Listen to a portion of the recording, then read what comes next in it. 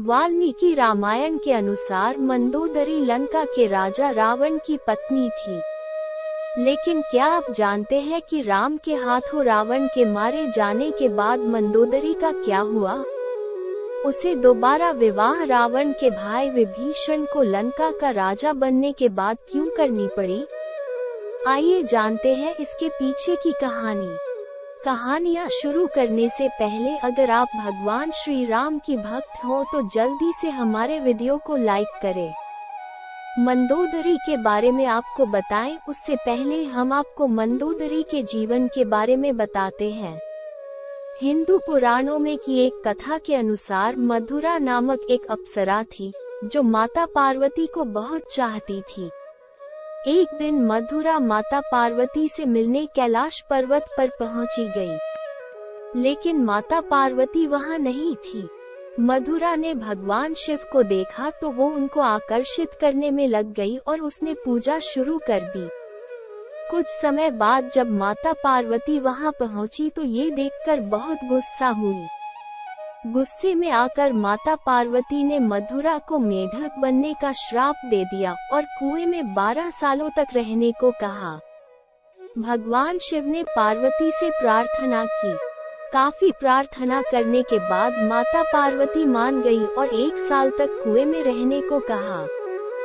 जिस समय ये सारी घटनाएं घट रही थी उसी समय कैलाश पर असुर राजा मायासुर अपनी पत्नी के साथ तपस्या कर रहे थे। दोनों एक बेटी की कामना के लिए तपस्या कर रहे थे।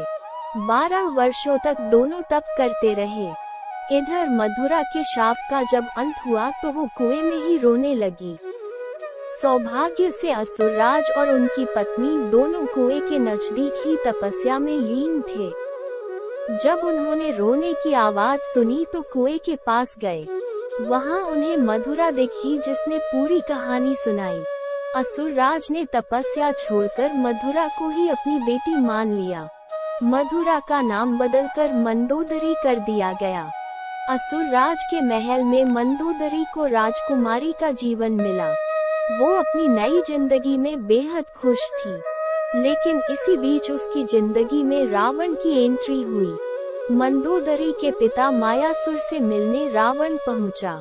वहीं उसने मंदोदरी को देखा और मोहित हो गया। उसने मायासुर से मंदोदरी का हाथ मांगा।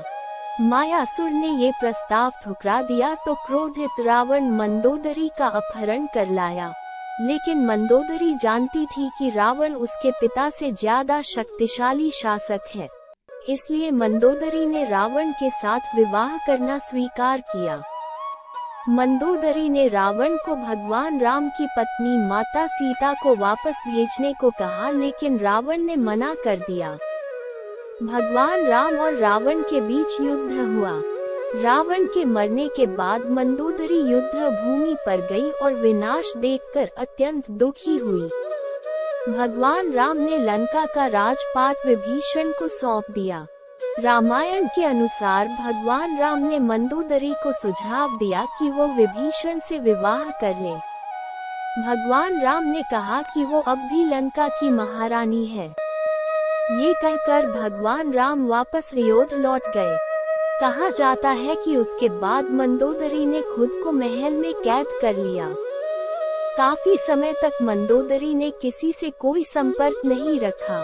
काफी लंबे समय के बाद वो पुनः अपने महल से निकली और विभीषण से शादी करने को तैयार हुई। तब विभीषण से उसकी शादी हुई।